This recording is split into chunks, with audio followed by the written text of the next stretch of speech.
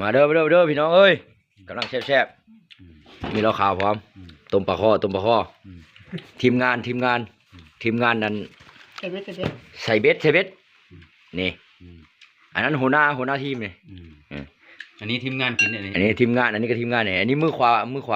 อันนี้มากินช่อยเด้ออันนี้เด้อมากินช่อยเด้อมาย่างเขากินบ่หมดกำลังแซ่บ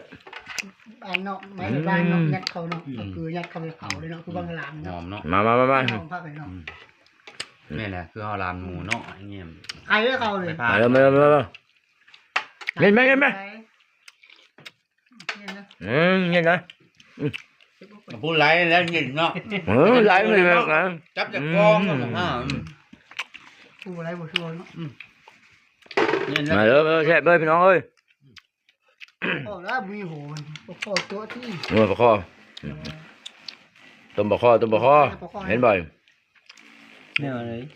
กำลังกินไหมเนี่ยนะเป็นจุดที่ไงประเทศไทยเขาเอิ้นว่าปลาซ่อนประเทศลาวเขาห้องว่าปลาข้อแม่หน่อยแม่งั้นน่ะแม่งอันนั้นนะ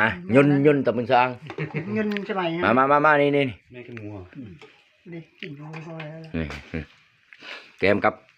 ต้มปลาข้อต้มปลาข้อ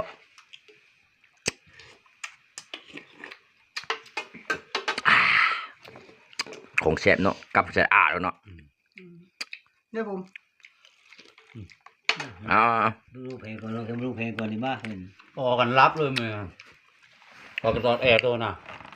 พอกันจับจะพูดเลยนะกันรับนั่นนะนี่ทุบรถเลย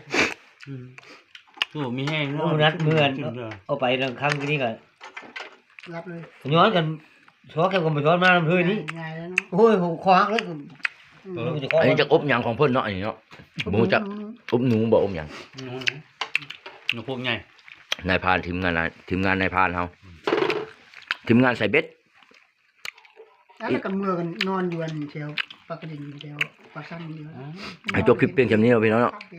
ขอกินก้อนพี่น้องเลย